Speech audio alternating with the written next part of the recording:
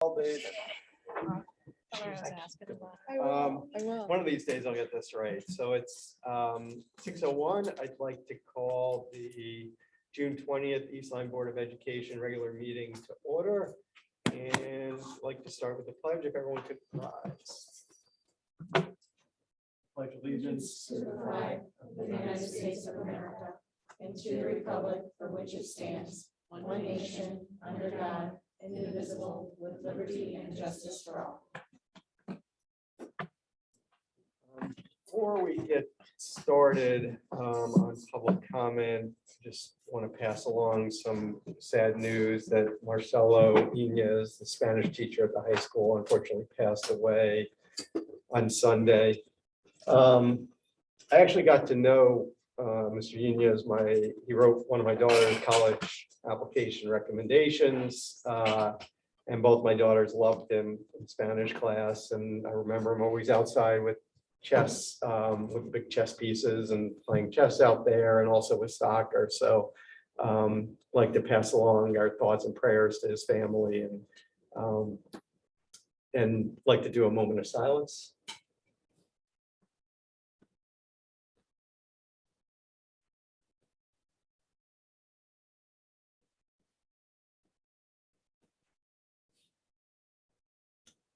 Thanks, everyone. So moving on to public comment. Is there anybody for public comment? Okay, hearing none, that closes public comment. And we move on to the approval of minutes.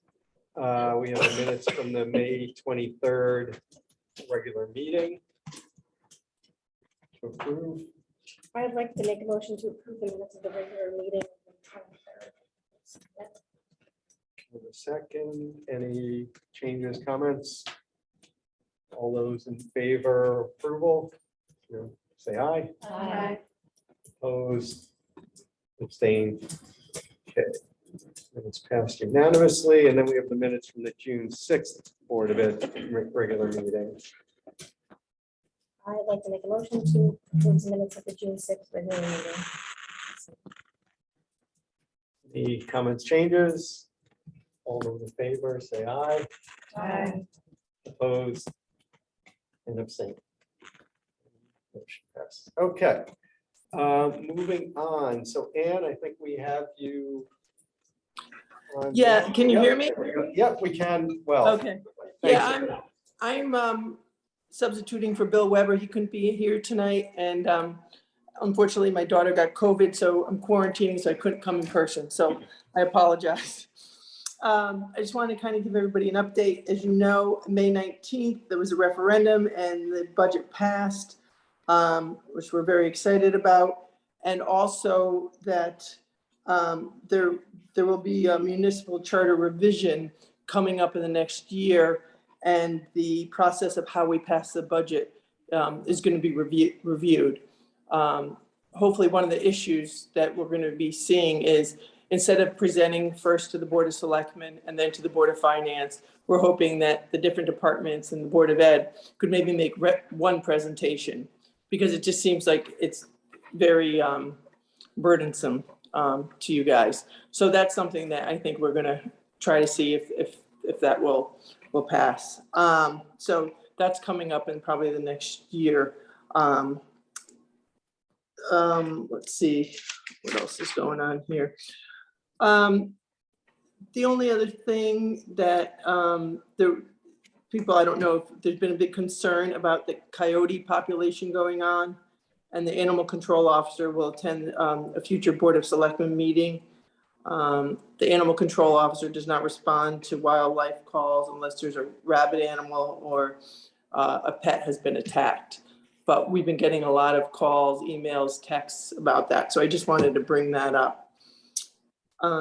The only other thing is on July 2nd and July 3rd is going to be the Niantic Lions Art and Craft Show and Food Truck Court. So that's coming back. Saturday it's 10 to 5, Sunday is 10 to 4. which exciting about. The other thing is Celebrate East Lyme is going to be back this year, Saturday, July 16th. So you should mark your calendars for that. Does anybody have any questions? Yep, Jamie? And at the last meeting, Bill said that you can only take 5 to 15 people for the charter revision. Yeah, I was just reading through it today, actually. Kevin just sent us some documentation We on had that. asked him if it was possible to get some sort of Board of Education representation on that, and he said he would get back to us.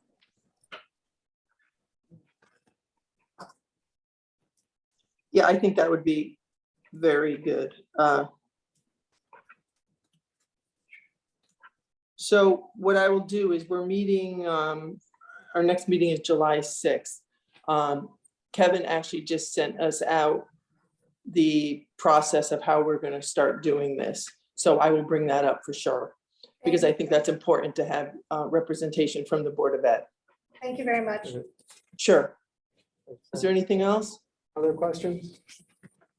I had one question. Do you know what's happening to the police station on Main Street? Because I heard a couple things, but maybe I'll just ask that general.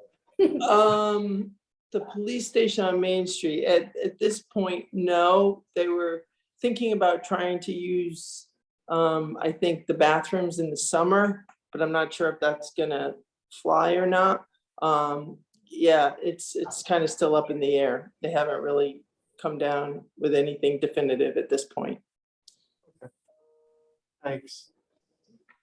Sure. Okay, thanks, Ann. Appreciate it. You're welcome. Hope Amy gets better. Yes. Thank you. So we have no student special reports, so we move on to the consent agenda, and we do have one item for the consent agenda. I would like to make a motion to approve the consent agenda as is. Second. All those in favor? Aye. Opposed? Abstain? No. So for those at home, this is the approval to authorize the superintendent to sign a one-year contract renewal with the Visiting Nurse Association for the period of July 1st, 2022 to June 30th, 2023. Okay, now we move on to the discussion and action items for finance, facilities, and community.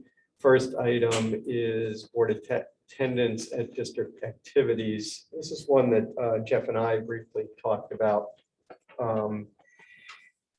There's a ton of activities that go on, definitely towards the end of the year, there's even more, but we talked about maybe, can we have a calendar of all, because I lose track of all the different, between there's a play here, or there's something there, or something, and can we have a calendar?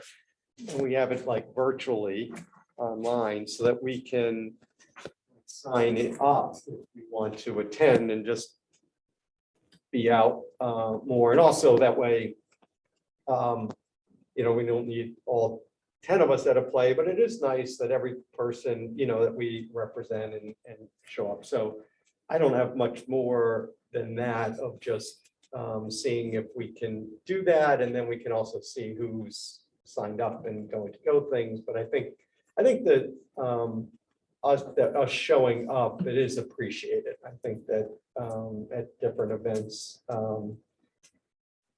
when I've shown up at sporting events, I know it's appreciated, like parents come up to me and say, hey, thanks for coming. And even though my kids are long gone, although I'll watch any sport, so that's not, but anyway, so anybody have any thoughts or comments? Yeah, Candace? I do. Well, I can't agree more. I mean, I think that through the years, depending on,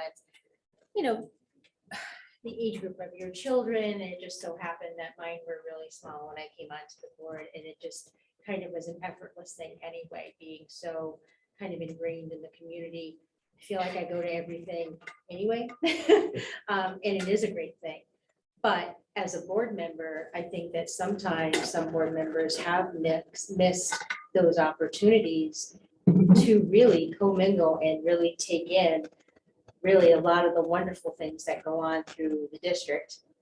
on different levels. It's not always just sports, it's also, you know, music and art and so many other things. So I think that that's a great opportunity, and if it's gonna be easier for board members to sign up, you know, to do that, that's great.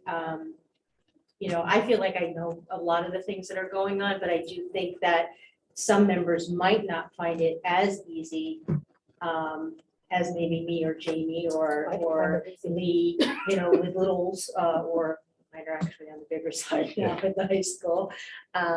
It might be a great opportunity and way for people to get ease to do that. And thanks, Candace. And the sign up was more just so people can see who's going. You're welcome to show up to any event. It was just, yeah, it's not that you have You have to, to show up. yeah, Yeah, I just. yeah. I never know. It's stressful. Oh, go ahead. No, to that point, I mean, I think as a new board member, it'd be very helpful to me, and I actually ended up reaching out to Eric saying, all right, so, you know, what sort of protocol, who all us are going to X, Y, or Z event type of thing, and so I'm kind of getting ramped up in, you know, what those events are, and know of some, right, because of, you know, my own children, but, you know, you make a good point as well, Candace, there are all different kinds of events at different grade levels and across the district, and just having visibility around that with everybody else's calendars and just to kind of keep it in one place. And, you know, and again, kind of sort of seeing that there is representation sort of across. So completely echo both of the comments. It gives us an opportunity to administratively, because we've kind of gotten away from it a little bit, to at events for the principal or myself or at least whoever's there, you know, to recognize, you know, thank you for, you know, so-and-so, which board members, you know, are present here tonight, sort of thing. Not that, you know, we have to put your name out there, but it's good that, you know, the community's seeing that you're there, you're present, you're part of, you know, the work and everything, things that are going on across the school, so. Yeah, plus. You don't want me to call your name. You were looking at me quizzically, Jill. My question also. You're gonna do that with the PTA meetings also. Because Again, it goes to Yeah. that's gonna be one big calendar. It's got a lot, yeah. I mean, Well, that's what I'm saying. He's gonna it would be a manage. specific board. Jackie would help us, you know, Well, between Jackie's myself, excited Jackie about and this. Kim. Well, maybe if Jackie puts a calendar for September together, Oh, okay. Go month. right? And let's all then look at that and see how helpful it is. And are there things that aren't on there we want, or are there things that, wait, there's now 65 things and I Okay. can't really figure out what I'm gonna go to, because maybe we can kind of work through it month by month and see what works for us. Yeah, I just think that might happen. I Yeah. like the fact to add. I was thinking. Headley. Just a quick suggestion building off of that. Love the idea of doing like a month-to-month preview. I think it's really helpful to kind of have advance notice and to know when you should be prioritizing. If this could be like a living, breathing sort of document or calendar, I would suggest either like a Google Sheets or a Google Yeah. Doc or something, because Yeah. I know that things can shift often, and even within Google Sheets, you can have a tab for elementary, middle, and high Yeah. to help orient folks so that it's, you know, kind of an evergreen thing that could be edited real time. Great. Any other thoughts? Okay. Good, so we'll move on to there. Just one minor revision on the consent agenda. I said from 2020, from effective July 1st, 2022 through June 30th, 2023. It's actually through June 30th, 2024, which is what the contract says. So it's 2 years, not 1 year. Moving on to the next topic is discussion action on the East Line Middle School sports. We obviously we had heard from a group of students and parents at the last meeting, so we wanted to kind of bring this back up. Jeff, is there anything that you wanted to? No, I mean, I provided the Yeah. the sheet that had, you know, the costs associated with it. You know, we had some excellent students and parents, that spoke and shared their thoughts at the last meeting. I wanted to make sure, obviously, that we bring that back around. As parents took the time to come out to our board meeting, as did students, and this further conversation. Yeah, and I think the crux of the issue is kind of, one is, we obviously have budget gap, and this is something we discussed. We haven't finalized, I guess, technically anything. So that's one. Two is if we reinstate, what do we reinstate? And that, knowing soccer, we've struggled a little bit with soccer, getting numbers and then to combine teams. Basketball was more for last year. And this is the first year, at least as long as I know and could find out, that we had soccer. I don't think we've had soccer in the past, or if we did, it was a long, long time ago. Basketball has kind of gone up in and out over the years. We have it for a few years and then we stop it, and then we started again for a few years and then stopped it. So it's really evolved over time. So wanted to give everybody a chance for their thoughts and comments on middle school sports. Okay, I'll be the brave one that goes out first. I don't mind. So first, I want to thank everybody that came out. I think that it was very powerful and impactful and brave of children to come out to advocate for something that they feel is very important. So I think that some of the points, and although I wasn't here in person, I was on Zoom, so I was able to watch it. And of course, I watched the meeting back.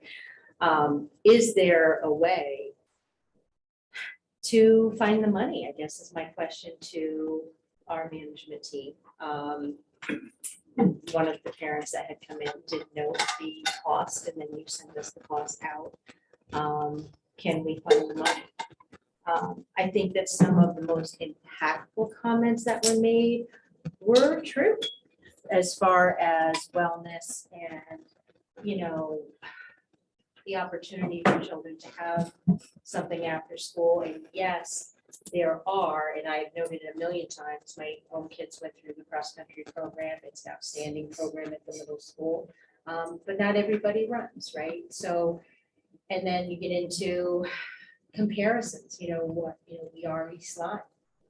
And that hit home because how many times have I said that myself, right? We are East Lyme, we set the tone. And that does bother me a little bit, I'm not gonna lie, right? That there are surrounding towns that are able to do that. Are we being looked at as that we don't value it enough? And I know that we value having the opportunity for children.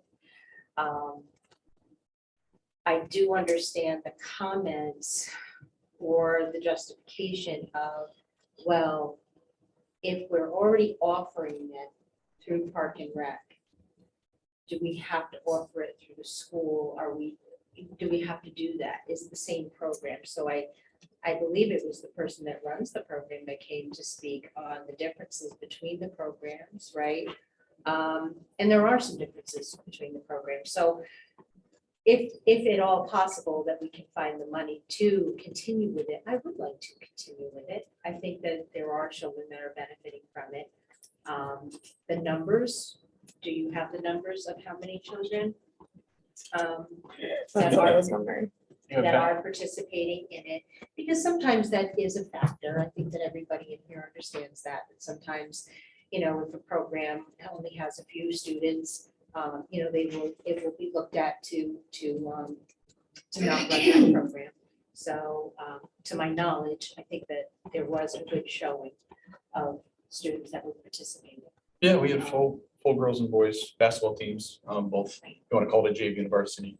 Type But team. the biggest thing that really just hit home with me, not just as a board member, but of course as a mom too, right? And a community member, is that, we really do want our children to be active in whatever they love to do, whether or not it's a sport, because there are students here that don't participate in sports. And we have music programs and we have art, and we have lots of different things. So although we do have the swimming program, I understand that.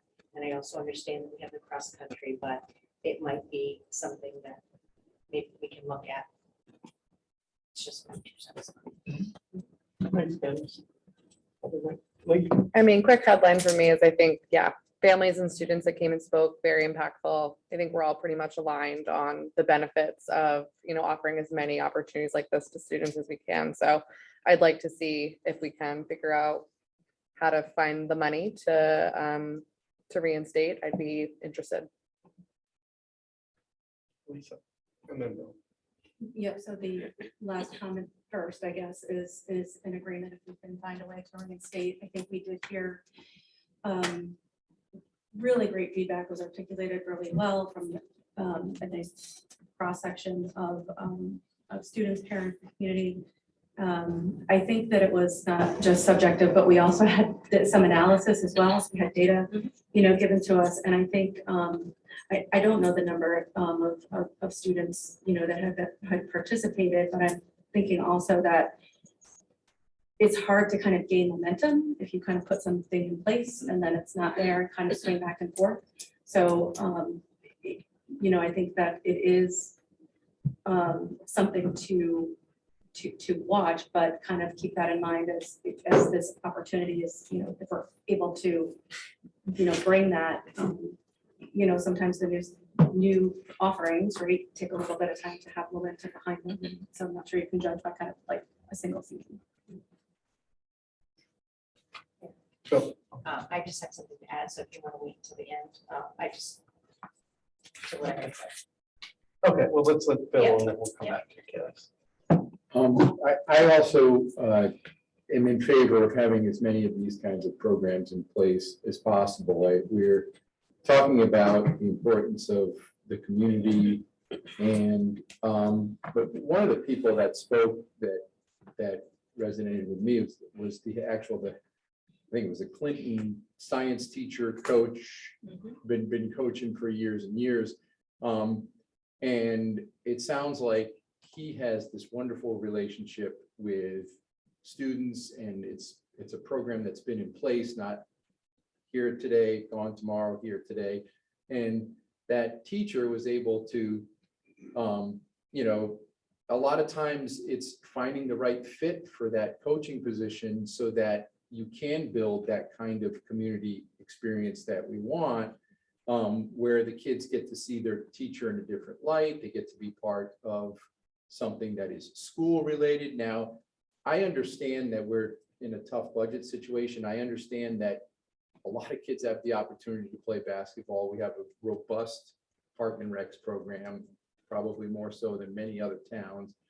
But there's a difference from what we're trying to establish in terms of the culture of our schools. And if you have a teacher, the right teacher and the right coach in this position, then we can start teaching those values that we want to be taught in a different setting. And it's a little different when it's someone's dad in a Park and Rec program versus someone who is part of the school system. So I understand we have tough decisions to make, but I think that in terms of what we're trying to do to make the whole, round out the whole picture, I think it would be nice if we could put it back in there. Thanks, Bill. Candace, Jill, and go then- ahead, I'll go last. Jill, No, okay. you absolutely have. Okay, so the only thing that I had thought of previously and I had just forgotten was I'm not too sure if there is a fee that they charge parents. The majority of programs that we do offer do either have a small fee to it or have a very large fee to it, depending on the school and the sport. So I don't know if that is an issue here, if there has been no fee. And I'm certainly not suggesting an exorbitant amount, but maybe to offset some of the cost, if that is an option, maybe to put that in there. I don't know. But that might be something to look at as well. And clearly, again, I'm not saying anything exorbitant, but a minimal cost. This is the one question I have is, I listened to what everyone said, but this was my question when we were looking at other schools. What was it in their budget, in their town, that gave them the ability to not struggle to support those sports And that was that's what I was trying to think. I know Waterford has tax things. They have tax things. We don't have that. I'm not sure what you all are doing in Ojai, but, I mean, because- foundation. It's a whole different can of worms. Okay. A whole different layout. So Yeah. they have you have a resource. So I was just thinking, thank you for educating me on that. But I was just thinking, what is it that we're missing? And maybe the fact is, we can't afford it. I'm not saying I don't want it, but I do think it's important to the students and all the wonderful things that we said. But it's like, what is it in our budget that we have to keep track of these programs that I'm missing that I don't understand? I mean, I know we had teachers, I know we did this, I did that. But how do all those other towns do it? Now I know why you do it, why Waterford doesn't. But like, and I know Groton, they have a huge commercial population to tax, but what is it? What's the difference? Do you see what I'm saying, Eric? I don't- Yeah, I mean, I don't know that I have the answer, but Please. my thought, my thought is that, you know, from the day I joined the board, the first thing I learned is the number one thing that we look to is keep class sizes small. 100%. And so when my financial mind, I turn this into teachers. So to reinstate this, it's about 25 grand if we did basketball and soccer. So it's about a third of a teacher. You know, round. Part-time TA, RA, or whatever. Yeah, I mean, you can look at it a whole bunch of ways, but it's about a third of a teacher. So when we prioritize,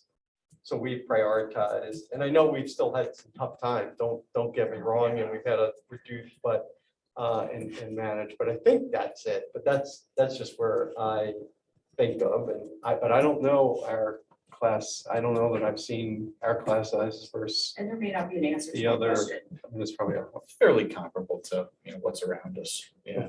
and it's in the grand scheme of things, we're talking about 25,000 on a $54 million budget, so it's, I mean, Is that some gonna of move it's the, our, move the some needle? of it's our decision that we I can do or not. So no, I think that she posed a good question. I mean, the bottom line is, well, we have a different demographic and we also don't have an endless funding source like some of them. But there were some on that list in comparison that do Yep. not. Yep. So, and that's interesting, and that's pure data that, although I'm not data driven, it is something that should be taken into consideration. But I just want to be clear. I'm not being looked at as a board member to make a choice between a teacher and offering these two programs, am I, or am I? No, I'm seeing you shake your Not- head and I'm seeing. Well, not you- currently, we're not up against one up against the other, but I think, Eric's point So this is is just a Well, comparison. Yeah, Okay, I just well, wanted yeah, to be no, sure. we're not making that, And but be it's just clear. how do you, kind of how we how to, Because- philosophically. Right, looked because at there's it, no yeah. question ever, and I don't want to ever pose it or put it out there that, oh, now we're looking at changing class sizes. That's not an issue for me. It's 100% that we want to, or I, support keeping them as low as Yeah, yeah. possible. But I guess the thought is, we have a lot of money, we have a budget, and in comparison to the amount of money, actual, I think it was 12,000 per, okay. Can we find the money? That's my question to our management team. Can we try to find the money? And if that means shaving off here or there or something else, or looking at it structurally, to say, or to implement a small cost or fee to go along with it, to help it run. I know that even though my kids are in high school, if I was in the middle school, I'd be like, yeah, 100%. I'll give you $50 or whatever it could be, maybe it'd be 20, maybe 50, maybe it'd be 75, I don't know. To run that program, I'd be willing to do that, not just for my kids, I'd be willing to do it for the rest of the kids. And go that route. So, and then of course, maybe a fundraiser here and there, I don't know. But if it's something that we could do, that's just, I think we should try. Jamie, and then Laura. So I'm in favor of bringing these back. But I'm gonna hit the elephant in the room and say that we have an $800,000 hole. We're down to, Three. no, it's down around 250 is where So we we are have a right now. $250,000 We still hole. have a deficit going into next year, which we continue to work at. So 200, add 20, So add 5 or $25,000 12 or, you know, So we have a 200. So, yeah. We have a $275,000 hole if we put this back in. Is that right? correct. If you would vote. If we put both. And do we have any ways to fill that gap? Well, we're We're gonna end up There's a in lot the of year candy of. bars to sell. I just, It is a lot. And then we've got to, August talk about, we're still have a deficit, which probably I will. mean, we can't talk about this without talking about that. And I know that it takes away the warm fuzzies that we were all talking just now, but it's got to be mentioned. I'm sorry. No, you're right. I think, Jim, we were talking, $200,000, another 12,000. To me is, it's money, but it's not, we're not gonna make that big It just pushes us from 250 to 275. if you do both. And I don't think it's just the warm fuzzies, right? We got data back and I actually didn't, realize that East Lyme is an outlier, right? So- No, I know, but I'm saying like, I'm all in favor of this. I just, how do we Yeah, make And our I budget hear what you're work? saying. I think we have to kind of look at stuff outside of our district too and see how it fits, right? With the broader, neighboring and other districts that are, they're being looked at and I don't know that it really sort of fits the model of, where East Lyme wants to be either. It doesn't, and these are both good programs, and I think that we should put them back in. It's just the flip side of my brain wants to know how we're gonna afford it when we already have a hole we are struggling to fill. It's fiscal responsibility and educational, cultural, student responsibility all at the same time. And it's which side of the scale do we want to balance? Laura and then Kate.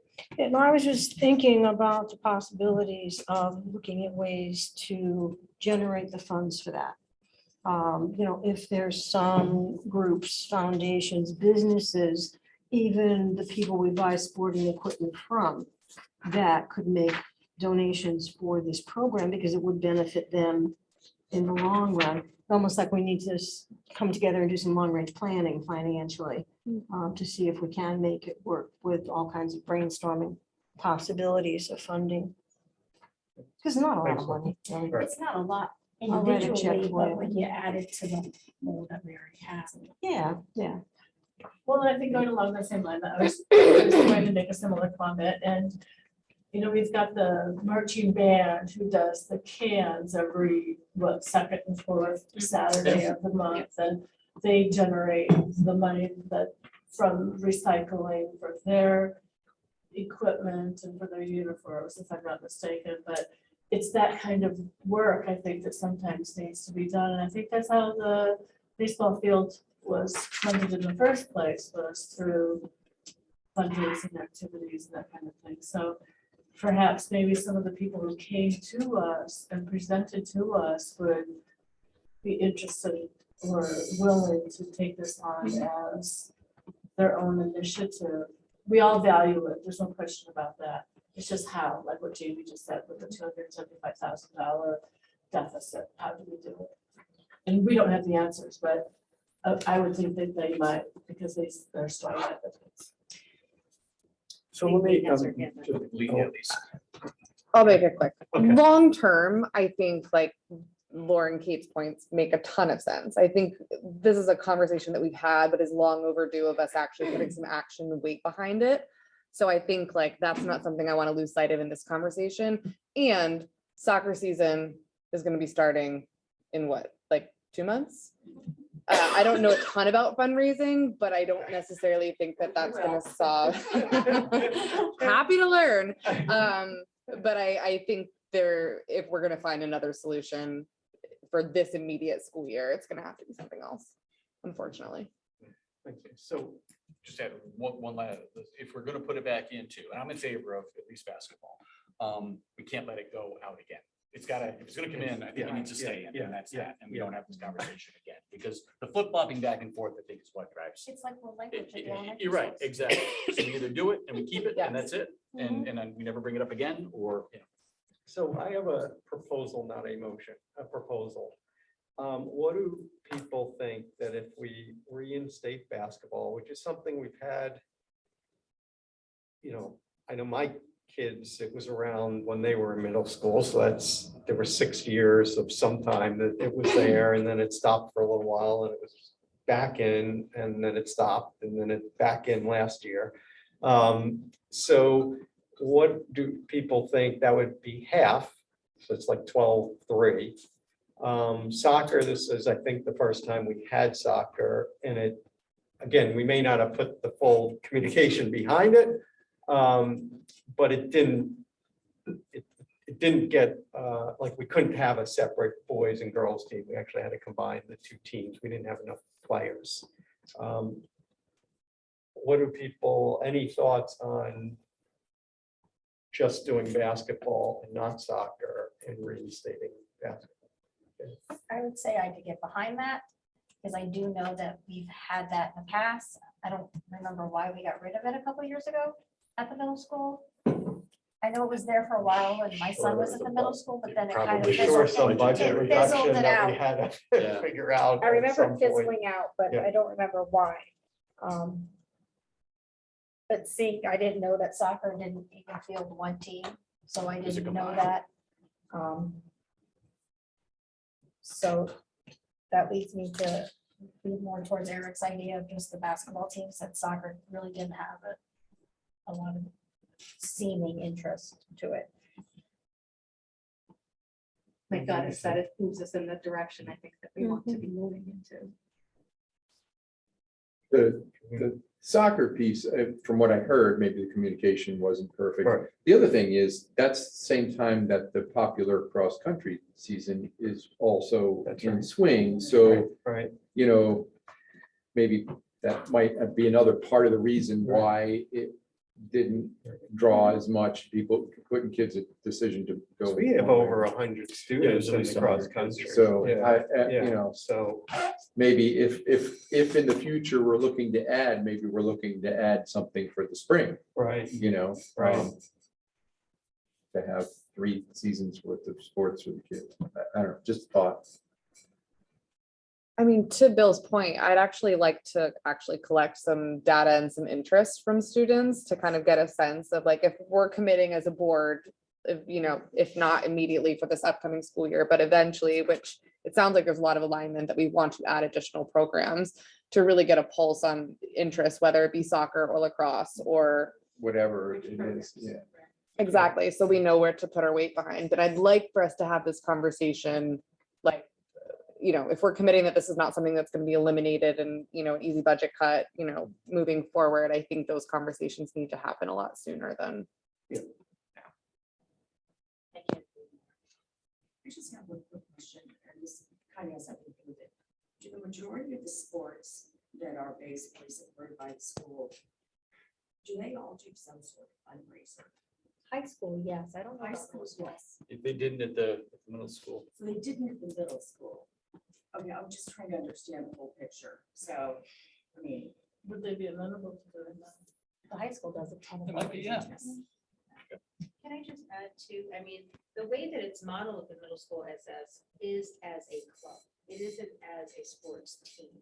It's modeled as a club, at least the cross-country program is. So I don't know how they model it with the baseball. I could certainly, sorry, I meant basketball, forgive me. But I can understand actually committing to the one and then collecting data to move forward. But I do think looking at a small fee might help in that. And also, yes, fundraising. Fundraising is part of it. I can't even think of a year that we have not fundraised. I am completely serious. I'm going back to creative days. We fundraise, that's what we did with everything. And we fundraised for the playground at Lily B. Haynes. Implementing that for the PTA. I think it's $10,000 or $20,000. We did more even when I was there. But lots of different opportunities. But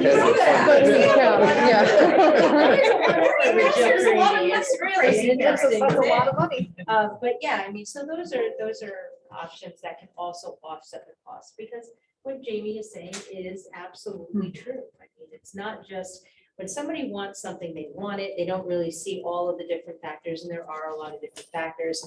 And just a small little plug for my FFO future agenda piece for branding our school district and advertising and marketing to bring in revenue to hopefully offset some of, the cost, because the cost is consecutive. It's just getting more and more costly every single year, and the challenges. So if we want to continue to grow and be an incredible, continue to be the incredible district that we are, and value the things that we do because we do, and want to grow programs, we're going to have to find some new ways of helping funders. Thanks, Candace. So can we somewhat align on basketball? So does someone want to make a motion? I can make a motion. Why don't I make the motion? I'll make a motion to approve and reinstate East Lyme Middle School boys and girls basketball for the 2023 to 2023 school year as presented. I second. Further discussion? I'm sorry, did you say boys and girls? Boys and girls. Yep, boys and girls for the 2022, 2023. But as we said, it's longer term, but I'm not going to talk about that motion. Further discussion was seconded by Jill. Further discussion? All those in favor, say aye. Aye. Opposed? Abstain? Motion passes. Good discussion, and appreciate all the students and parents who came and talked and kind of gave us some insights. We don't always see everything that's going on, so it's appreciate it. Okay, moving on. The next discussion and action item is a proposed appointment of Board of Education member. We have Esteban Garcia, who will invite up to give a couple minute, kind of 1 minute, 2 minutes, whatever background. About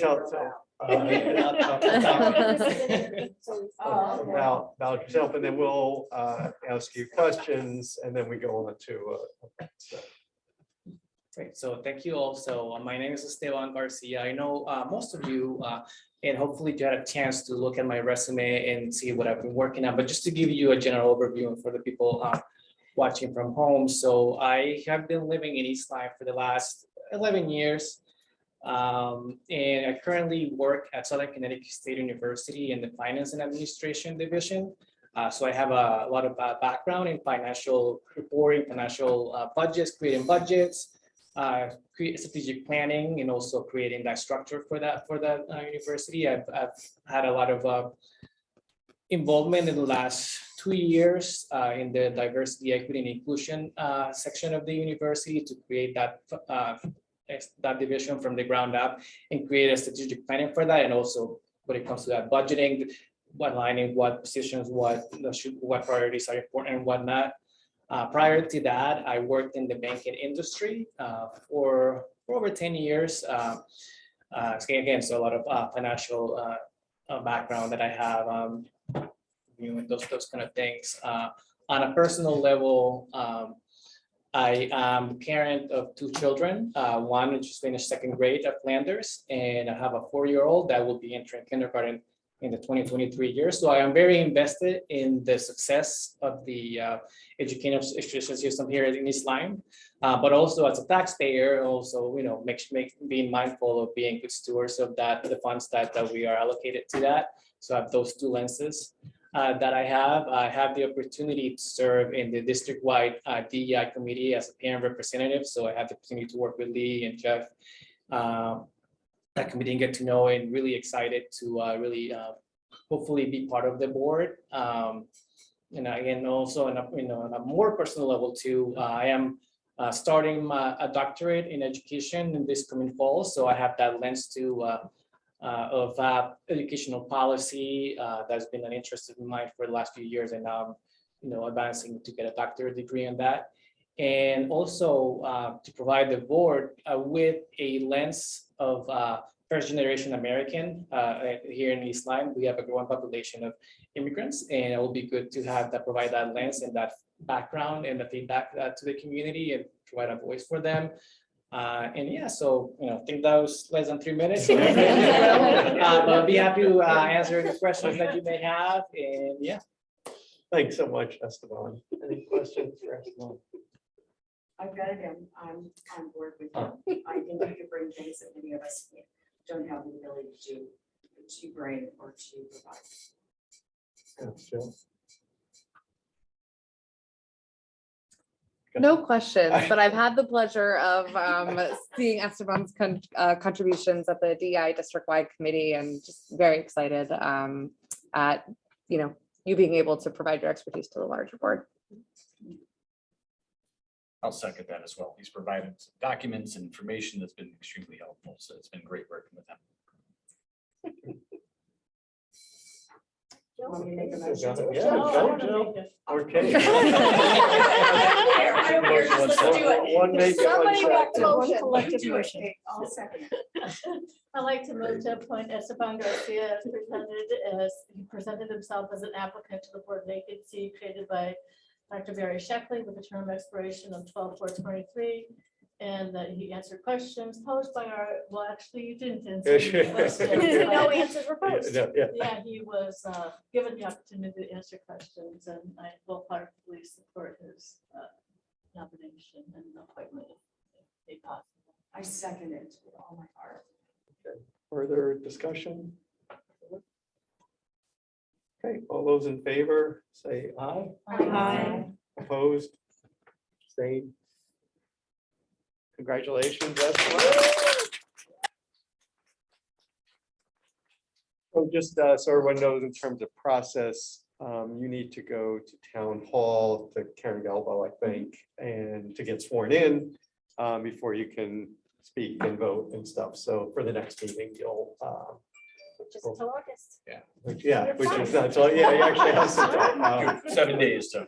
Yeah, you have 7 days to do it, but it will be, but then you'll be part of correspondences as well, although you don't, although Jeff doesn't do his Friday Yeah. updates in terms of stuff. So I'm not sure how much you'll get over the next, but, and if you, I'm happy to meet with you, meet with Jeff, and then also. Yeah. Who do I talk to, or at least hook him up with to get him onto board docs, his password, I mean. Once he's sworn in, then Jeff, Jackie will take care of all. Just let me know when you're sworn in, and then we'll take care of it, Jill. We'll hook them up with Yeah. Jackie and we'll get them all set up. You really promised to do this? That onboarding is really important, and No. Yeah, absolutely. how do I say this nicely? Welcome aboard. Yeah, welcome aboard, Yes. because I felt like Jackie was a new administrative Yes. assistant to you, Jeff, when I started. So I kind of felt like Call if you have any I questions. could And you probably can always have reach out gotten to more any one of information us. or better information than what I've received. And, we want to help you to be up and running as quickly as possible. And Should be as easier far- with the current pandemic situation. too. Exactly. Yeah. Definitely. Come in and You can actually come in and meet people and That's it. talk. We could, yeah. Yeah, so it's almost 2 months before our next meeting, so I also, if you Yeah, reach have out a to little any of time, us. reach out to all, the more you get to know each of us and. get Or some enjoy the history summer. and- too. Oh, come on, Bill. Build me a Block Island. so don't call me. Yes. Go visit I him. check my email once in a while. No, goes on hiatus for about 2 months. Recharge. Takes a while to You're right, recharge. Especially after No, the but school year. Esteban, in all Yeah. seriousness, No, absolutely. give any of us a call, we'll And help you out. and I had discussions with Jill and Kate and Laura, and I think, I'm coming in new, so definitely, I'll hopefully plan to reach out to all of you just to get to know each other and build that trust and get up to speed, what's going on in the dynamics, so I'm really excited about this. Right. Thanks, Epsilon, and congratulations. Tell Jack. We will take care of it, Jill. Don't fret. Yep, we got it. Jack is amazing. I mean, I was the Really last person that came We'll take- on to come on this board, and she is absolutely amazing. Whatever stupid questions I ask, she always graciously, replied to them, so.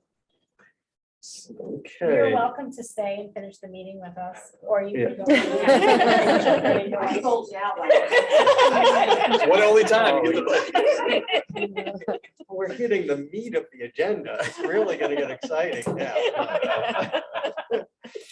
Okay, next topic, discussion and action is the proposed substitute rates for the 2022-2023 school year. Jeff, did you, or Mariana and? Yeah, no, this were talked about at FFO, correct? Yep. I was late to FFO. I don't know if any questions came up, at FFO, but for the full board, we are in need of, we did some comparisons. I'm not sure if those were kind of discussed at, okay. We do, So, yes. yeah, we're in need of some increases. Yeah, we're definitely in need of some increases to stay marketable. As we know, we go through Kelly Services, for our subs. Hoping that the sub pool will expand and improve. It's been, horrendous for everybody, regionally, statewide, across the country. Not sure, but I think increasing the rates to where we feel they're more aligned with districts, near us is important. So if we had a chance to take a look at those questions, we can talk through. So Jen, your game, should I set two hands at the same time? Jamie, go ahead. I'm just curious how Kelly is actually working out for us. They had a Because tough I know year. they're new to us. so- Yeah, it's year three, Yeah. two, 2 or 3. three. Three. Yeah, we just finished year three, I believe. They struggled this year, just, the subs alone. And their onboarding process was a little troublesome. I don't know if anybody heard. I've heard from staff Yep. that it's tough. Yeah. Kelly's tough, We and had a some of couple them won't meetings. even sub for us because we use Kelly. Yep. So that's We had a why I'm couple, kind of asking. exactly, a couple I meetings should with say them. this, my daughter worked for, I don't know, it was only about 6 months. She had a good experience, but it may have been because she went through this school system. So she had a good experience with Kelly, because I was asking. I think next year will be a telling year to see how they Somewhat perform, back to normal. if they're back to normal, how quickly they're processing people to get, into our schools, from the start of their application to finish and in the building. Just because that is the concern that I heard, that Yeah, Kelly we heard is it too, yeah. hard and. They are in the midst of putting some strategic changes in place to the way they're staffing. And they have made some promises with regards to efficiencies and how they onboard folks. So I we're mean, hoping it that has to those be easier changes have an than the other impact. way we had it, but. Yeah. It is. Sorry. It's Candace and then John. Thank you. So through the FFO, we had a lot of discussion on this, and one of them was we were raising the rate for the paras to come up to minimum wage, and that we were going to also reassess that within about a year to see how that was going and how we're looking at comparisons. The other thought was to relook at how the structure of our subs are here in district. Maybe looking at creating an in-house type of pool where we can utilize a floating type of substitute. So that might be a discussion that's coming up as well. So I thought that we had a lot of great ideas going on about that kind of. Stuff.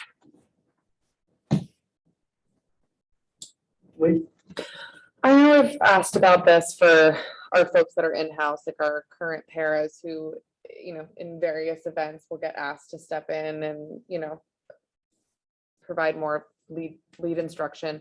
Would there ever be an instance where a substitute para would be asked to step in and do like lead instruction responsibilities? And does their comp change? If so? The comp wouldn't change right now. We do have that agreement one more year as part of the para contract, but we would go to other in-house paras first. So, I mean, I couldn't say that potentially couldn't happen, but I don't think a substitute para. Because they would sign up to sub for a particular para Another that para, is yeah. absent, so. I Gotcha. think we turn to other paras in-house Correct, that would. correct. We Yeah, wouldn't use that sub No. for that. Gotcha. And then our paras in-house get compensated appropriately They when they're they asked do, to. yeah, if they work more than 2 hours in that role, yeah, exactly, yeah, on top of what they're. current rate. And we left that in place through the contract for next year. with that Great, good, thank one you. more year, Okay. yeah. Which might benefit us all with the sub. The Well, it's the still- parents were really grateful that we left that MOU intact. They- for them. I mean, I think it's really important. They should be compensated for doing, you know, It's- Yeah. yeah. And additional. they're utilized throughout our Mhm. district in many Yeah. different things. Oh, yeah. Correct. Other questions? Anyone want to make a motion? I would like to make a motion to approve the proposed substitute rates for the 2022-2023 school year as presented. I'll second. Further discussion? All those in favor, say aye. Aye. Opposed, abstain. Okay, we're moving on to discussion action items from personnel. The first topic is the proposed performance evaluation of Superintendent Newton for the 2021 to 2022 school year. So I am going to just read kind of our summary of the longer performance review. And, you know, before reading that, I do want to thank Jeff, and I think on behalf of the full Board of Ed, for all your work and efforts this year. Past few years have been challenging, and we really appreciate your leadership and helping it with your team and getting us through these past few years. So we do really appreciate it. And in terms of just, you know, I think this summary kind of hits a lot of the high points. Jeff has led the district well through an ever-changing year. He has done so with diplomacy, integrity, fairness, and empathy. The Board of Education commends Jeff and his team for their flexibility and their efforts to progress the district. The Board of Education is excited to work with Mr. Newton and his team as the district moves from COVID and continues to grow. So thanks, Jeff, and everyone on the team for everything you've done. Appreciate that very much. Yeah, thanks. It is a team, you know, Elise, Mariana, Chris Olson. I mean, they're amazing people. They all do great work, and everybody else that's. you know, And Grant. And Yes, Grant as and well. Grant. Grant, can't see Grant. He's hiding back. There he is. He's giving away multiple monitors. There's new. Thank ones you, there. Grant. And Jackie. Yes. Thank you, Jackie. So I would like to make a motion to approve the proposed performance evaluation for Superintendent Newton for the 2021-2022 school year. I'll second that. Further discussion? All those in favor, say aye. Aye. Opposed, abstain. Motion passes unanimously. The next discussion action is the proposed employment contract for Superintendent Newton effective July 1st, 2022 to June 30th, 2023. There's really 3 or 4 key items to the contract. One is to add a 3rd year to the contract. You know, Jeff's done a great job, and we definitely want to keep him around. So adding a year to his contract. We're also going to give a 2.25% merit or increase to his salary. We are adding $2,000 to his annuity. And then the third is we are going to reimburse him for 50% of the TRB payments that he makes. So those are the kind of the highlights of the changes to the contract that we agreed to. Any discussion, comments? All right, I'll make a motion to approve the proposed employment contract for Superintendent Newton effective July 1st, 2022 to June 30th, 2023. I'll second. Further discussion? Okay, all those in favor, say aye. Aye. Opposed, abstained. Excellent. Thank you, everybody. I appreciate Thank you, it. Jeff. We really appreciate you and the team and all you've done. And We wish you all a really, really good. yes, You did. no meeting in July, so you really get to, yes. Go back. off the grid, whatever it takes. Whatever the lingo is, I don't know. It's not black or dark. Oh, I'm sorry. Radio silence. Okay. So moving on, next discussion action item is on policy. I'll turn it over to Jamie to lead us through those three. items. Okay, Smile, Jamie. it's a lot of reading. Okay, so this is the first reading of suggested deletion of policies in the 5,000 series. These are up for first review for 30 days, which would take us to our August meeting for the second reading. These are the policies that are up for suggested deletion. And I will say that I did send out a policy tabs document that shows you where they're being deleted and some of them are being combined to make together. But if you really have a question on one of them, I can ask them because I do have them with me. So these are first reading suggested deletions of the 5,000 series, and they are policy 5111, 5112, 5113, 5113.2, 5131, 5114, 5141.22, 5145.12, and 5145.122.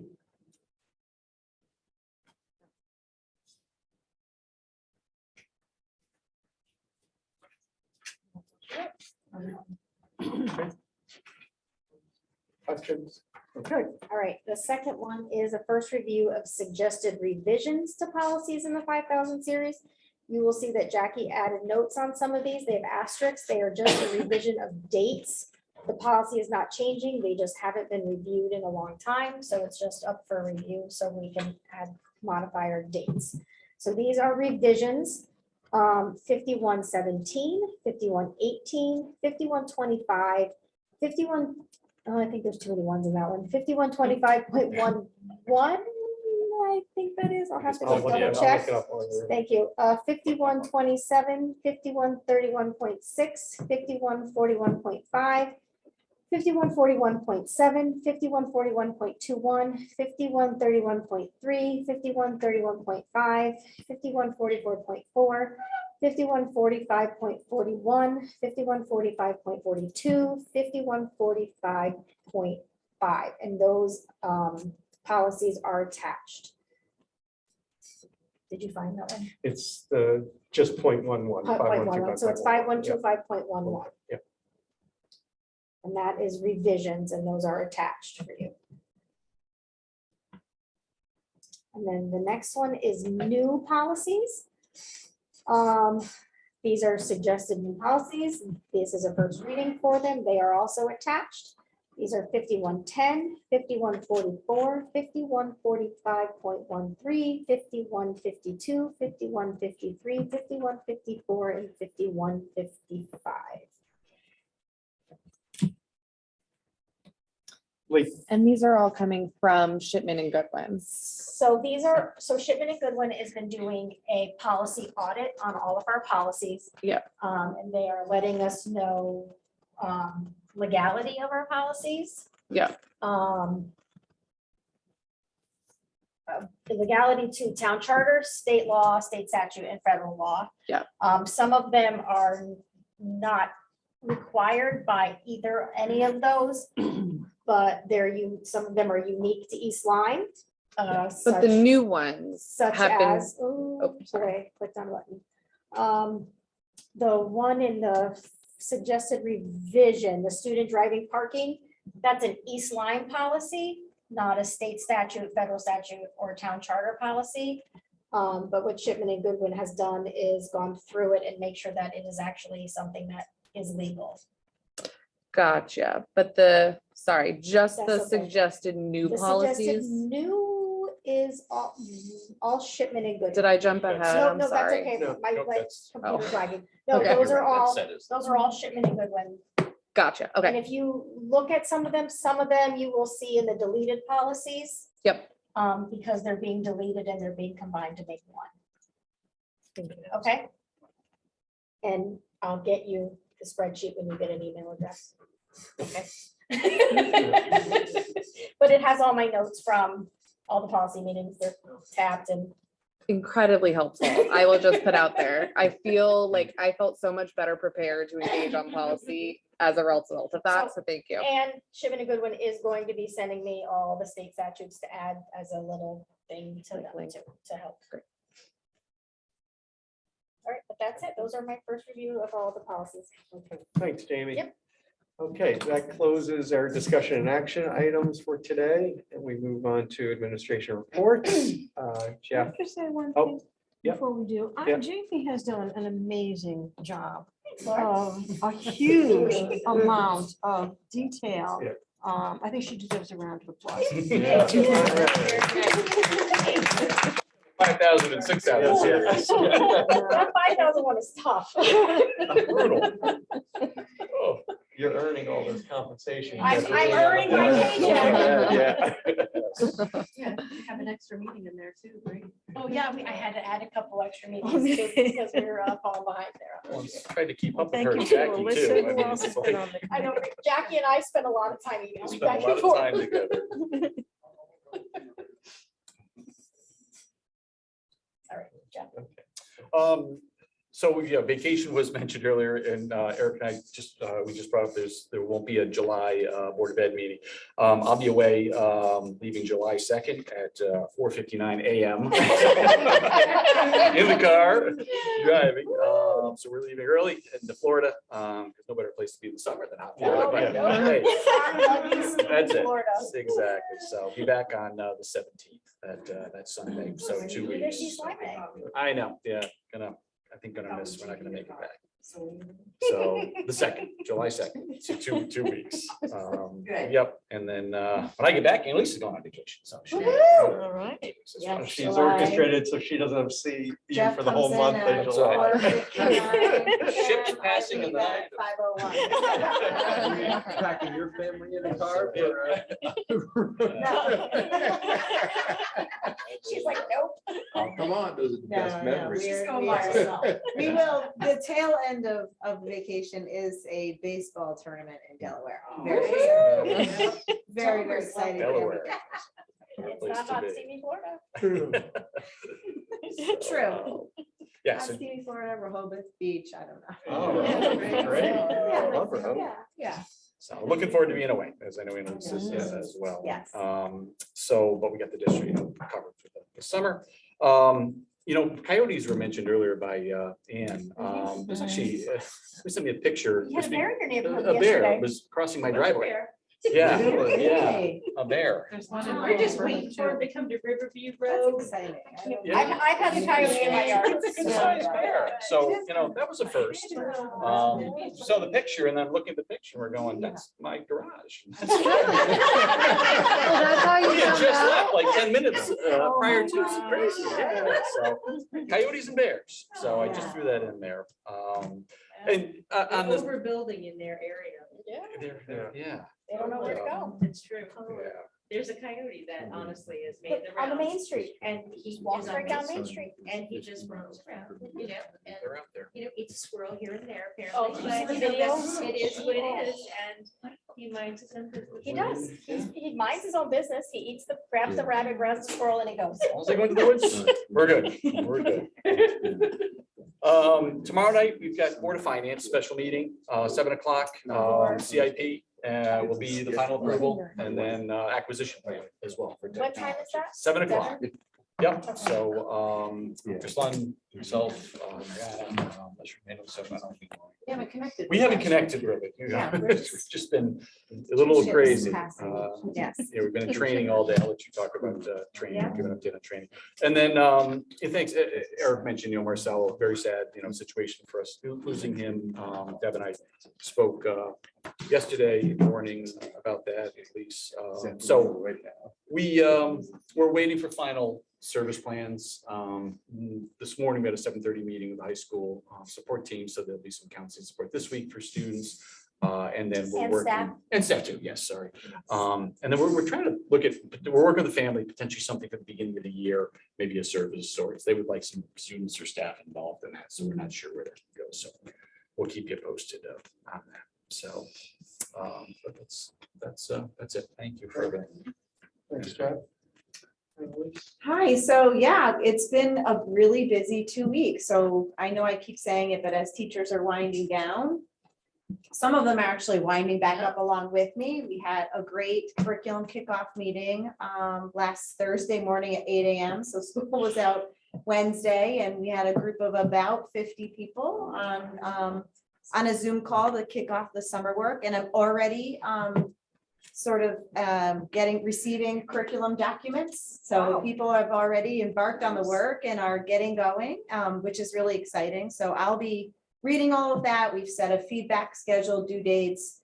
That was sort of the logistical work that we came together on Thursday was, what's the intended outcome? What's the deliverable? What's the due date and protocol for submitting work and time sheets? We are being a little bit flexible for teachers this summer and that they can work, remotely in small groups and off-site to complete curriculum documents. In my experience with curriculum development, I've actually found the most productive work to happen in that way. Sometimes when you bring people together around the table to write curriculum, there's a lot of chatting that happens and not a lot of work.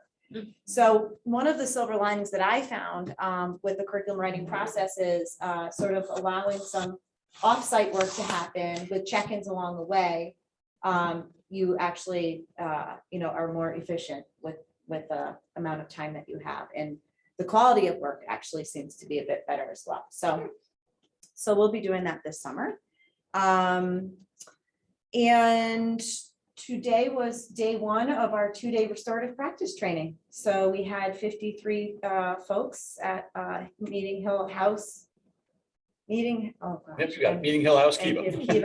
At the middle school. And, spent a lot of time moving around, did some works in circle, did a lot of learning around the tenets behind restorative practice, the theory and the psychology actually associated with, how people respond when they're in different situations and how that impacts their behavior. So it was a really long day of learning. Tomorrow will be a little bit more of a sort of lighter day with a lot of practice. So practicing the affective questions, the affective statements that we talked about today, doing some circle work and gameplay. So, Joanne Freiberg and Pat Saccone, who are running the training, really, they call it parallel training. So they're actually running us through activities that we could, do with our staff or even do with our students. So, and then we'll follow up with our administrative group at the retreat to talk about, where are we taking this next and really engage them in that next level of strategic planning. I have a draft of a suggestion of where we could go, but I wouldn't want to just do that outside of our building leaders and their readiness of their staff and where they are in their own improvement planning. So I want to do that alongside them and make sure that the direction we do go is a direction that we can work towards and implement with fidelity. So that's really important to me. And that's why we have to engage all stakeholders around the table to get there. But If I can add to that, Annalise, Yeah. just, a great time with culture, Yes. DEI and SEL components. That's one of Right. the big pieces. And we've talked some about culture. That's going to be one of our pillars next year moving forward. So, yeah, so, yeah. Go ahead. No, I've already told you, I'm really excited that we're going to be implementing Circle and kind of some of the other practices there. I'm curious, for folks that participated yesterday and tomorrow, were they selected? Did they volunteer? How did we go about picking the 50 folks that are in like round one of this process? so we had at our administrative levels, we had decided kind of team size for each level. So high school, we decided a group of 10, middle school, a group of 10, and each elementary, a group of 5. And so then building administrators went out and put it out to the staff to just sort of gain a level of interest. So I think most of the people around the circle literally are folks who want to be there. They've signed up. And there might have been a couple of scenarios where we've tapped on some shoulders and said, hey, is this something you're interested in? Okay. Little combination of both, but it was mostly by choice. It's a good mix. You kindergarten is. teachers, you've got Chris Lund facilities there, Chris Olson's there, and counselors. Sarah Furman from Yep, Youth Sarah Service Furman from Bureau was Youth Service Bureau there. Yeah, Yes, it's a good mix of educators. So, and I know, Lee, you initially when I had brought it to the DEI committee, there's a whole other intensive component of It's restorative very intense, practice. yeah. With formal circles and, alternative to suspension or expulsion. This is not that work. Okay. The work that we're engaged in right now is about really truly about relationship building in the classrooms between student to student and student to teacher. And how do you go about developing that? What are the tools that you can use to help develop those relationships? Cool. Which is just really good practice. Yeah, it's amazing. And I think if we are moving forward to some of the more advanced and deeper levels, I think I shared this in the committee, but I'll share it full board. I think Circle can be just incredibly transformative for a school system, or just working with kids and other people in general. But I've seen it go really, really well. And then I've also seen it be honestly like traumatizing for participants based on the facilitator and the level of kind of support and preparedness they had to execute at those kind of more advanced, deeper levels. Right. But I'm very interested in this and excited to. Yeah, so I don't know, maybe we even want to talk to Joanne and Pat to see if they want to come and do just as a brief overview of the Be good. board and introduce you to some of the language that we're using in the classroom. Yeah, because it's gonna tie into goals next year, so. Yeah. Okay. That's a So good idea. I'm just wondering, is the model then these 50 people, the 50 folks you call them, are they going to then disseminate that information and be kind of like you're training the trainer kind of thing? Is that what you're doing? Well, I mean, essentially, that is the thought, you know, but with the administrators tomorrow, we'll talk about, you know, with all of our other initiatives, is that the model we want to use? Do we want a little bit more support from Joanne and Pat? You know, I just want to make sure that, like I said, whatever we do, we want to do it with fidelity. But I do think that with the capacity of the people around the circle today, they do have the capacity to turnkey this into the buildings in a way that's digestible for all staff. I mean, it was really intense today, right? The amount of information coming you at once in a full day can be quite overwhelming. So it's a matter of taking that team and identifying what do teachers really need to know to be able to start practicing some of these core practices in the classroom. And we kind of like pull out the most important things and create these learning modules for them, of course, across the first half of the year. That's how I've done it before, but I just want to make sure everybody's comfortable with that same process moving forward. And then I'm wondering about, are the curriculum, people who are working on the curriculum, are they doing that as volunteers or they being? No, that's paid work. That's paid work. That is Okay. paid work over the summer that came out of my summer, you know, I don't know, what is the name of that? Extra duty hours. yeah, Yeah, but so it's I budgeted- budgeted depending budgeted on where folks were on the curriculum revision cycle. Okay. Yeah, and so all of the work being produced, this was a part of my kickoff last Thursday. It's all product of the East Line Public School System. So because we are paying folks to write it, these are our documents. We will publish them onto our Teaching and Learning Hub as our curriculum. And then is that going to be part of the whole initiative that's circling back to the DEI and the culture and SEL? Is that all going to be? Well, I mean, the curriculum documents have specific components in them that call out those DEI from the teaching tolerance standards or learning for justice. I'm sorry, they're referred to now, and SEL competencies. When our curriculum writing teams go in to map it out, they're asked to go in those documents and find alignment to them and really be explicit about their connection in the unit map. Okay. Yeah. Okay. Very So cool. I would say that it's not directly tied in, but there's a connection. Of course. Yeah. There always would be, but just making sure that bubbles up so that it's identifiable, I think. Right. I'm sure you'll do that, but. Yeah. Yeah. Thank you. Bill and then Candace. Yeah, I was getting back, when I hear restorative practice, I'm thinking about the means of dealing with discipline issues primarily. Right. And you're not really, you were talking more about circle stuff, or you were talking about restorative practice? So restorative practices have you ever been through the training, Bill? No, Okay. I have, we had, you know, and to be honest with you, I don't even know where it stands right now, and I'm wondering what we have currently. Do we have any restorative practice in terms of discipline at the high school or middle school right now, or is it more? I do think that pieces of I think that some of our core practices you would consider are restorative, right? Facilitating some reflective conversations with But students. not the, like going before the kind of. Not making it cultural, you know. Right, yeah. right. So Yeah. right now, what we're trying to do is really establish a common set of language and practices that are happening really in the classroom to start around how do we develop strong relationships? How do we, work towards And resolving? in that case, I have had some of that training, with Okay. the circle training, but it's not, it was more about, dealing with, I can say, more of a classroom management tool than dealing with bigger issues. Right. Or at and least that that's is how where I we are. interpreted So- it. So there's sort of like there's actually this continuum of restorative practice. There's informal practices, Yeah. which are sort of the classroom-based practices, and there's formal practices. So we are really on the informal. So using affective statements and affective questioning. Yeah. Does that sound Yeah. familiar? Yeah. And then using circles as an grid with the- instructional tool, Yeah, yes, the yeah, grid with yeah. the width framework, Yeah, yes, so. So when do Candace, you have something quick, but we clearly, there's lots of engagement. There's a lot of interest in this, so it clearly, we'll put this as an agenda item in the August meeting. Yes, I could talk for days about. it. Okay, so. Well, that's- I'm excited about actually that's good. some, I like the classroom piece, but I'm more concerned, I think, with the just dealing with this. Nobody likes to deal with this.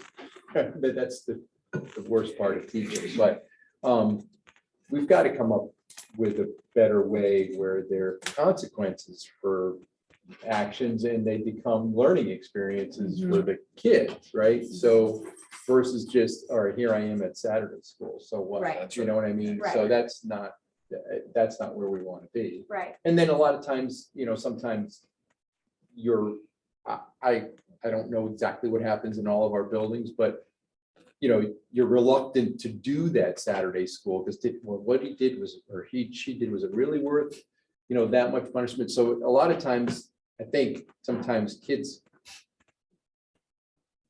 get out of stuff without any form or minor discipline and that's not how we're going to change the culture if we let those things. Exactly.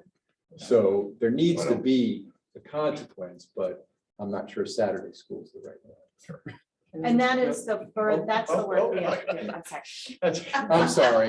You're right, yes. Yeah, absolutely. Agreed. Let's No give worries, Candace- I'm you get not the afraid final- to you get the speak, I'm final good. word. You get the Okay, final word. so thank you for letting me. So no, I'm not debating anything or going into that. I understand it needs to be a discussion item. I just, I think that I'd like to suggest that whatever it is that you're learning and that you're going to be putting and implementing within the school district, that it needs to be on the website and that we need to be connecting with parents on how and what you're doing, because that's a collective thing also, right? Because it's not just here. Most often, especially at the high school level, but we're trying to do things here, but we're also kind of fighting maybe against what's going on at home. It has to be a collaborative approach, right? Lots of great tools. for parents Everybody's even. on Yeah. board. So the few things that I'm getting, and of course, really quickly, and I'm not debating anything and putting opinions or anything else into the equation. It sounds to me like there's two different levels of restorative practice. A lot of people may think one thing, but that's kind of not what you're doing. And trying to be proactive to create relationships where you're creating trust and you're creating respect and opportunities where people are maybe thinking before they're reacting. I don't know, that's kind of what I'm getting just by the little bits that you've said. Yep. So maybe we could have someone come here that we can have a full blown discussion. But I think that on the outside, when people are viewing in, they're reading articles on restorative practice, their mind may go one way and it's really here. So I just thought that would be a good. Absolutely. Yeah, thank you, Candace, I appreciate that. I do know that there's a parent piece that will be very, very helpful to parents, tools for parents to use at home. I think, we're seeing students who are really struggling post-COVID. And so there's an opportunity to help lift, and support parents who might be struggling at home as well with this. Thanks, Annalise. You're welcome. Ariana? Can you top that?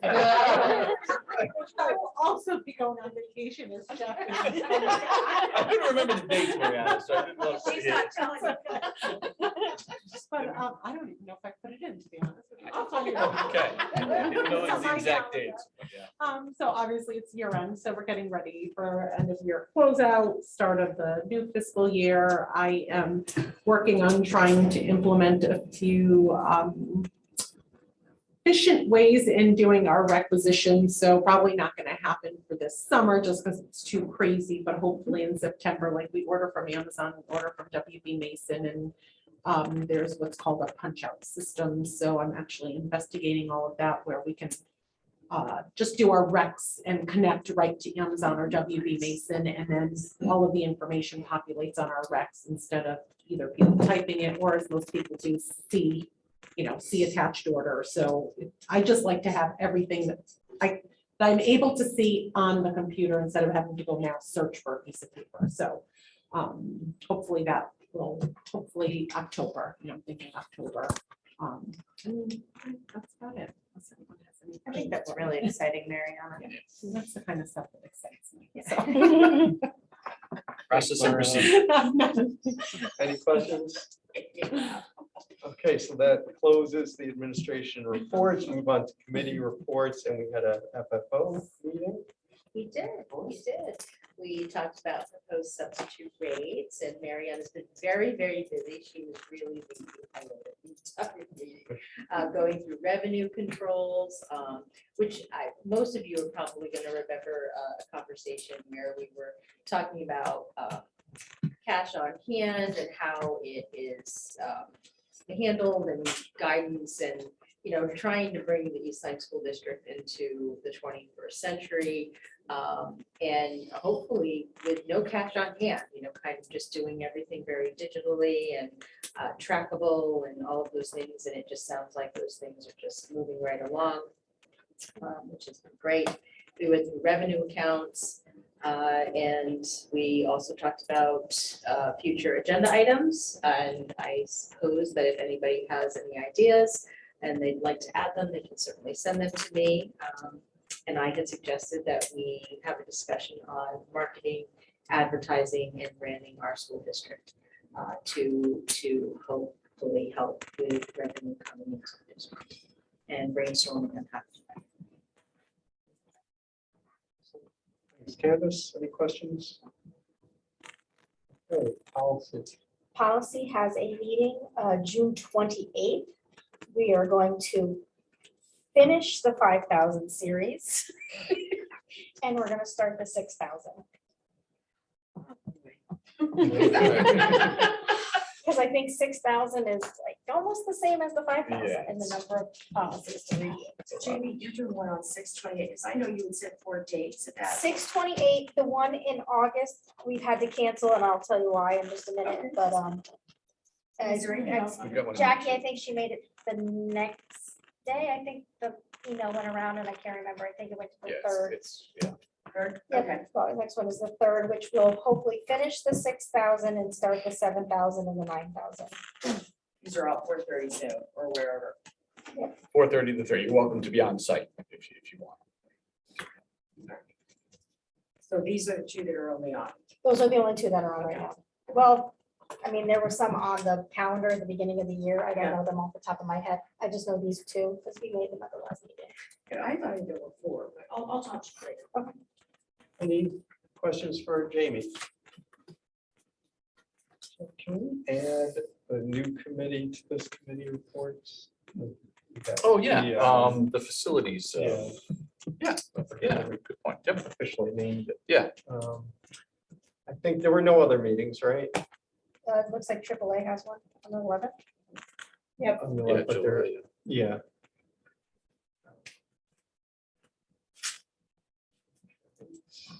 So that closes the committee reports, and we're on to board comments and future agenda items. Jamie? So I have a comment. Well, it's gonna be actually kind of like a recap. I know last meeting I did a recap of all Miracle League stuff. So tonight I'm gonna do a recap of all the Youth Coalition stuff. So those of you who do not know, East Lyme spent some of their money from COVID and they hired Sarah Furman to work in Park and Rec. She is the Wellness Prevention Mentoring Coordinator for East Lyme. Annalise just mentioned her being at the restorative practice. Sarah Furman has started in East Lyme with her feet on the ground and she has not stopped running since she started. She has been doing guest speakers. Her and Officer Hull did the Catch My Breath vaping presentation and they're working on ways to implement that with the students. She has started an intensive tobacco treatments program where she can mentor people to get off tobacco. She is doing stuff with the high school students and middle school students on drug and alcohol facts for March, which she has put into the Lyme Times. She has started yoga meditation youth classes for the kids in the community. She's been doing the day of service with the Rotary Club, and she's been doing a lot of collaboration with Lyme's youth prevention, bringing alcohol awareness. She's done the promposal at the high school. But the big thing, like that huge thing, is that she has re-implemented the mentoring program at the East Lyme schools, which kind of fizzled out during COVID, and a lot of kids lost that connection with their community member. Some of the kids have gotten back that same mentor, but we are looking for mentors. If you know anyone who can go through the programming, the training, can come in to see the kids during the day, let Sarah know, that'd be great. But also we have 2 part-time therapists that are working out of the Youth Coalition, out of Park and Rec's office. It's being funded by the grant money. And those 2 therapists are packed. What are their credentials? Off the top of my head, I cannot tell you. I don't know them. I would reach out to Sarah and ask her because I don't know them. But one of them came to our meeting a couple months ago and she just barely had time to come in because she was doing back-to-back treatments. She does kids, their families, the parents. We've been talking about putting together a grandparent support group because I don't know if a lot of you know this, but there's a lot of grandparents in town who are taking care of their grandchildren because the parents can't. And those grandparents are having a tough time. So we're talking about putting together a group for them.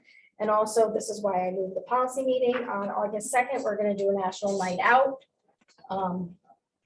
at Flanders Miracle League Fields. So we're working out all the details of that. So that will be a nice fun event. The second, it's a national event. We're registered as being a town that's going to take part. So. What are the look for more requirements details. for the mentors? Annalise, do you know off the top of your Yeah, head? well, they have to go through we have a Dr. Mentor, Dr. Yeah, her name's You Lynn. have to call her Dr. Mentor. Yeah, I don't she remember the likes to name. be called Dr. Mentor. And she does it. She does the training. Oh, she's great. Yeah, she does the She just full like training. Dr. Mentor, that's the name. So she has a specific training that provides our mentors with, information and strategies that they need to successfully push into our buildings and mentor our students. It happens during the school day, preferably during like lunch or recess. And then they do an application. Sarah and I will interview them as well. They have a background check done and they go through the DCF mandated training. And it's held on school property. Yes, it's held on school. Excellent. And they did a picnic last They 2 did. weeks ago. Yeah, we hosted a little end of year thank you picnic for our mentors. So we had 5 up and running by the end of the school year this year. But we have 12 mentors still available. And we did do one last push before the end of the school year. And we had probably at least 6 or 7 names from the middle school that came through and a couple from the elementary school who will start with mentors at the beginning of the school year. So we have kids who are ready. Yeah. I just really think that's a great opportunity for some of It's our a great retired- opportunity. Well, for the kids, but also for some of our retired. Yeah. Sure. Not necessarily seniors, but people who are not working or underemployed that would like to have that kind of. And the kids love it. I'm sure it's a win-win, absolutely, so. if we had more information about that, maybe that would be It's something that we in the East Line Park and Rec book that goes out in the mail. I think there's a link. And there is a link online on the to our East Line Park and website. Rec website. Yep, go right to get the information. I know that Sarah's also been doing a lot of, Outreach. yes. She's been doing a ton of outreach. Yeah. Share more about They're amazing. Thank you very much. Okay. Yes. Is there any talks about potentially expanding those opportunities to after school for folks who might not be able to make it during the day? There was talk at one of our meetings. We just didn't know how we felt about putting it in like a home situation or. Oh, no, There's like a liability on-site. issue. After school programs, the kids in the after We've school. actually talked about that a little bit, but we haven't come up with definitive like fixes or Protocol. concerns. I mean, yeah, I imagine it would be pretty hairy to one-on-one. work out the details, yeah. A place we could explore further that's after school hours is the before school hours would be the before and after school If they- programs. Because we've talked those about that, are- if they stay, if the Use that mentor site. gets there at Right. 3:30 at school dismissal and sits with them for an hour, and then their parents come pick them up. Yeah, We've talked about that, but we haven't, like they said, we haven't gotten a definitive feel good answer. about how we yeah, wanna do it. that's fair. I imagine it's attention, right? Because it would unlock probably a lot of people who would be able to, that might not be able to make it during the day, but We talked about it, we just All don't right, have so an the answer. program's still open until 6. They still open until 6. Yes, yeah. Sorry. it's very fair. I just want to say thanks for bringing all that information forward, because I didn't really know all that great stuff was going on. So Yeah, thank you. Sarah's been a great hire, Yeah, um, that's great stuff. I'm and she's happy to hear been that. doing The so other, many the other good thing I things. had is, this has nothing to do with what you're talking about, but just a board comment. We started a new committee, facilities, right? And I keep getting emails that I skim through my cracked lens on my phone and say, oh, there's a facilities meeting today. And it's twice I read that. And it's the finance Yeah. group that's. Yeah. Why do we have two that start with facilities? Can we do something so I can actually get to the right meeting at the right time? Bill keeps running and scared, like, ah. Oh. Trying to take text bills. It's like, twice I did that. Oh. I think the first meeting of the facilities committee, they should come up with a new name. I don't know what it's gonna be, or you could put finance in front of facilities, there's like the first word you see when you skim it through that, oh, God. Jamie, Candace. No worries. Jamie called. I just want to thank everybody. The graduation was outstanding. I loved the speeches. I think that the kids did an incredible job. It was a beautiful night for everybody. Thank everybody for everything they do. A lot goes into that. Oh, nice. Totally normal, which is great. The other board comments? My last board comment is also to thank everyone, Board of Ed, administration, staff, and to enjoy the summer. And thanks for a good year. And with that, do I hear a motion? I to would like to make a motion to. I would like to say. All those in